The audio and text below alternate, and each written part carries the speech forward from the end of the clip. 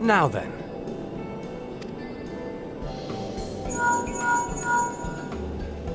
Tis I. The situation may be more complicated than we anticipated.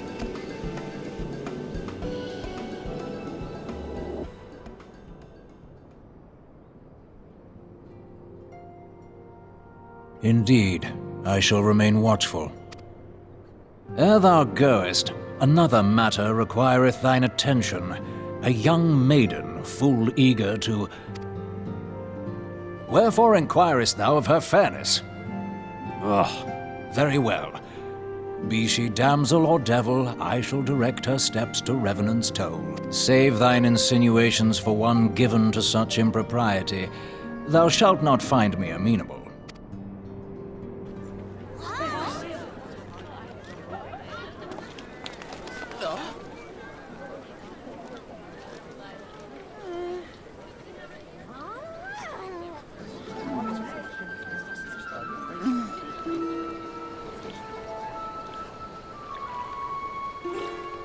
Far across the sea from the land of Domar have we traveled. We seek audience with the ruler of these lands. Who here speaks for you?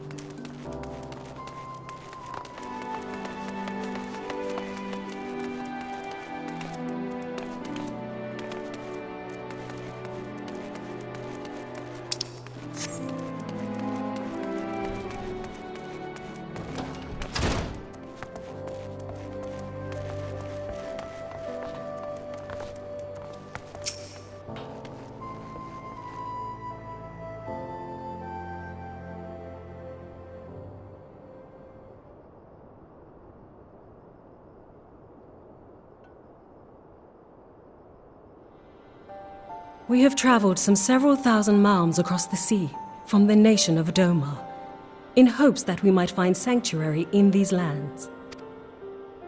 Sanctuary, Lady Yugiri?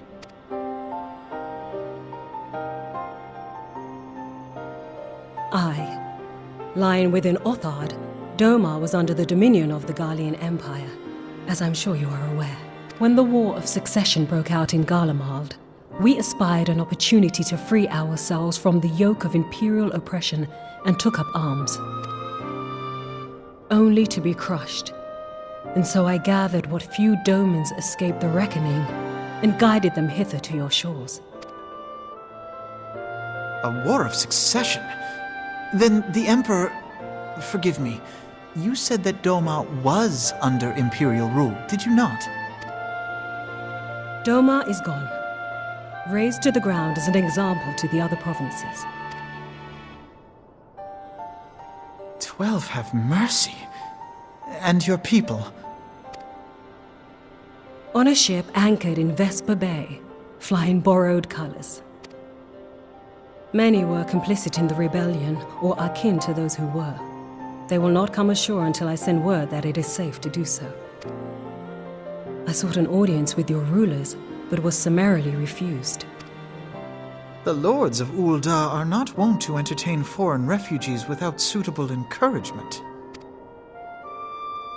Mayhap I was foolish to expect otherwise, but our supplies run low and we have young ones in urgent need of care. I have seen the tents outside the gates, however. We are not the first to seek asylum, nor will we be the last. Be that as it may, Ul'dah is no friend to Garlemald. Your tale would stir the hearts of many men and women here. The Sultana and the Syndicate will not be so easily swayed, but I shall see that you are granted an opportunity to plead your case. This is within your power? Well, far be it from me to boast, but I do have the ear of certain influential individuals. I am in your debt.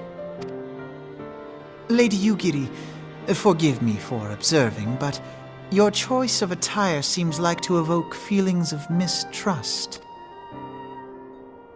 Men are wont to fear the unfamiliar. We know this from experience. We seek only to spare the people of Ul'dah unnecessary disquiet. I shall defer to your experience, then. I thank you for your understanding. It seems I have urgent business with the Flame General. I leave our guests in your capable hands.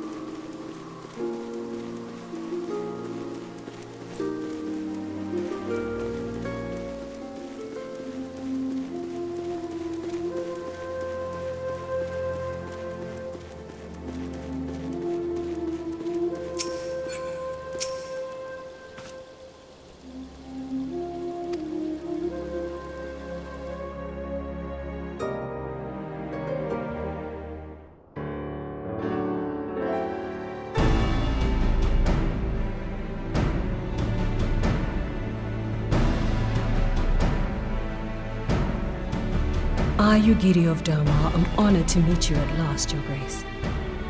To mark this auspicious occasion, I should like to present to you the finest treasures our humble nation has to offer. Alas, the circumstances which have brought me here today have divested me of both time and dignity. I come before you as a pauper in direst need of aid, to request that you grant my people asylum. I, Nanamo, 17th in the line of Ul, welcome you to our city. Be at ease, Lady Yugiri.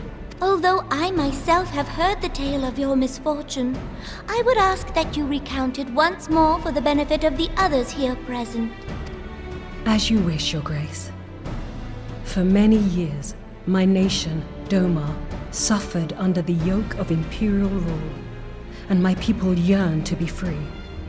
Thus, when a war of succession broke out in Garlemald, we sought to take advantage of the chaos and reclaim our liberty.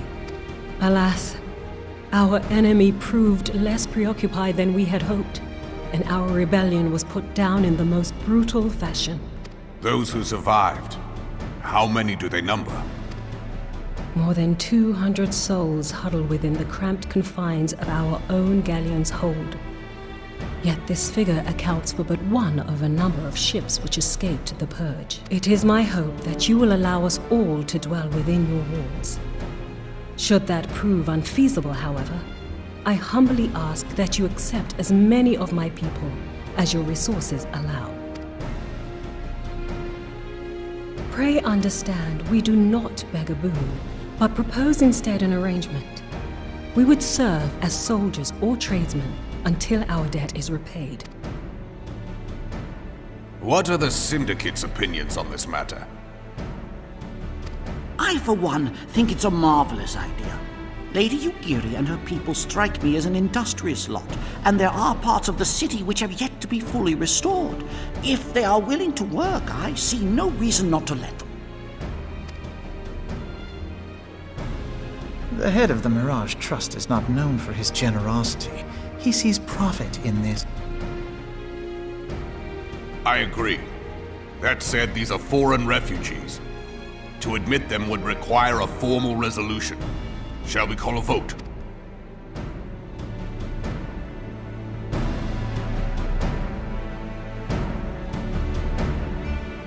The law is the law. Lord Lolorito? Tell me, are you blind or willfully ignorant? Even now, our streets are choked with the displaced victims of the Calamity and Alamigan refugees. They live hand to mouth, subsisting on aid provided by the immortal flames, the cost of which grows ever higher. The wealth of Ul'dah is not without limits, my friend. And need I remind you that these refugees are prone to violence and criminal activity? You have all read the reports, I think.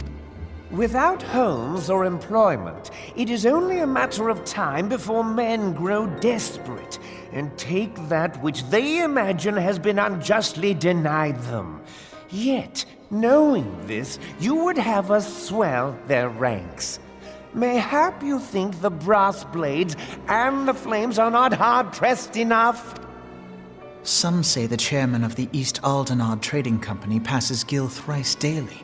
This may explain how he came to be the wealthiest man in Ul'dah. Or it may simply be that he's ruthless beyond reckoning. Surely the Sultanate can support the few hundred domins Lady Yugiri represents. That our resources have been taxed, I do not deny. But we are hardly in danger of financial collapse. I move that an exception be made. An exception, Your Grace? I am suddenly reminded of a similar debate some years ago regarding a number of Alamigan refugees, if memory serves. What were your words that day? Yes. The law is the law. And so our visitors remained in Little Alamigo.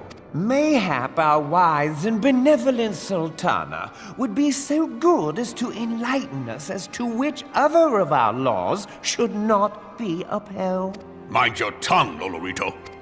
My lord, I share your concern for the welfare of our great nation, but we must endeavor to take a longer view. You know as well as I that people can be a resource still more precious than Gil. Precious or not, they were never yet so reliable. And unlike those who frequent your establishment, I have no desire to gamble with my future. Ul'dah's greatest asset is, and has ever been, her material wealth. We risk this at our peril. One need only look to Teleji Adeleji's example for evidence of the danger in allowing sentiment to dictate policy. How far the vaunted Mirage have fallen, both in repute and profitability, since he began employing refugees. How I choose to conduct my affairs is not your concern, my lord. A proposal has been tabled. Given its urgency, I move we forego further debate and call a vote. To accept the Doman refugees or not. Those in favor, I bid you remain. Those opposed, I bid you leave.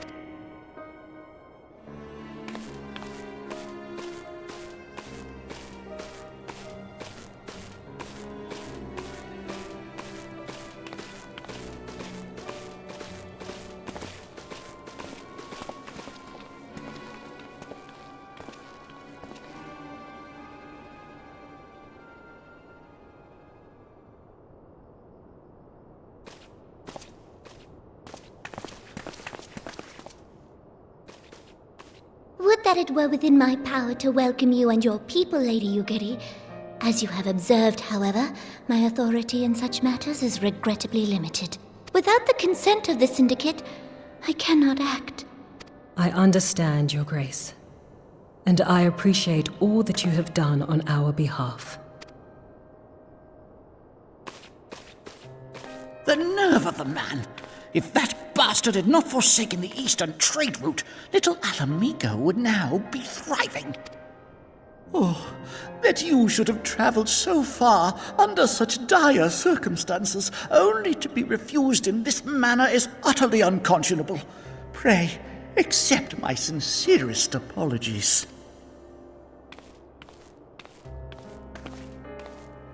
Now that the Empire no longer poses an immediate threat, they see little reason to maintain the pretense of unity. The Monitorists have grown especially defiant of late. Lord Lolorito most of all. But this is neither the time nor place for that discussion.